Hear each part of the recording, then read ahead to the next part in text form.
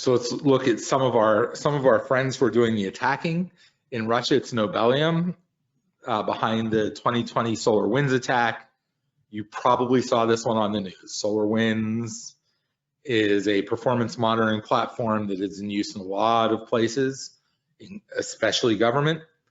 And Nobelium also recently attacked Exchange servers. So one of the things that I wanted to talk about very quickly is, why are they going after critical infrastructure? The idea here is not necessarily that they want to bring down 911, though they might. It's that by getting into our public safety infrastructure, they get into all of government. Because even though you guys are very well segmented and you have your own private networks that talk to CPE, that talk to CAD, and that don't talk to anything else, you still get a paycheck. You still have timesheets. You still have vacation requests that talk to your accounting. And the idea is to establish a foothold in one place and spread. So in addition to wanting to test our capabilities, and almost every government wants to know what every other government's capabilities are for emergency response. But in addition to that, they want to use it as a beachhead to spread, whether that's to county government, the FBI, most of you are probably connected, through CGIS, et cetera. They want to use it to spread. And that's especially true of Exchange server attacks, because Exchange servers are normally organized as a small post office as part of a larger domain. Absolutely. And of course, you do have the possible threat of bringing down 911, and we don't know what their plans are, right? You know, we always have to be paranoid about this kind of stuff because, you know, the worst could happen. So we got to stay vigilant. So REvile, aka Sono Kitty, recently resurfaced in 2021.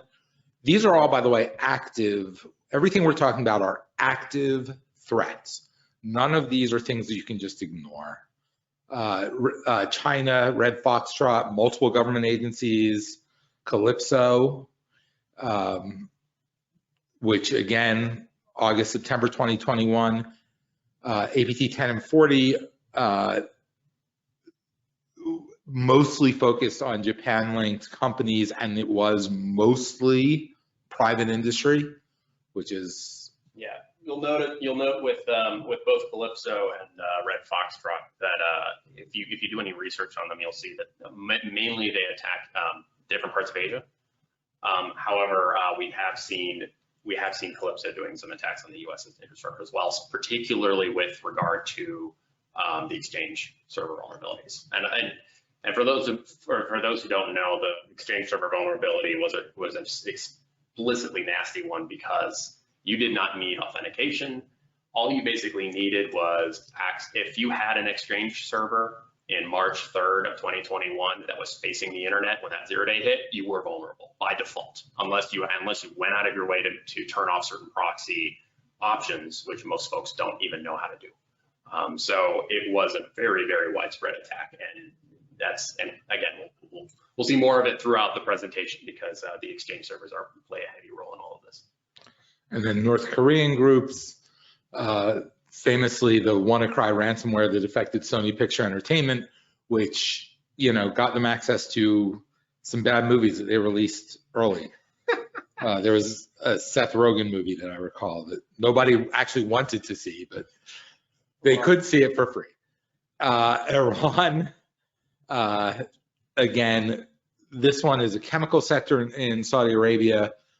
Again, localized, Saudi Arabia and Iran, not on friendly relations, but reaching Saudi Arabia gives them access to a wider world. And they're always looking for espionage. And espionage, again, you just don't want to be a part of it. So that's why we want to protect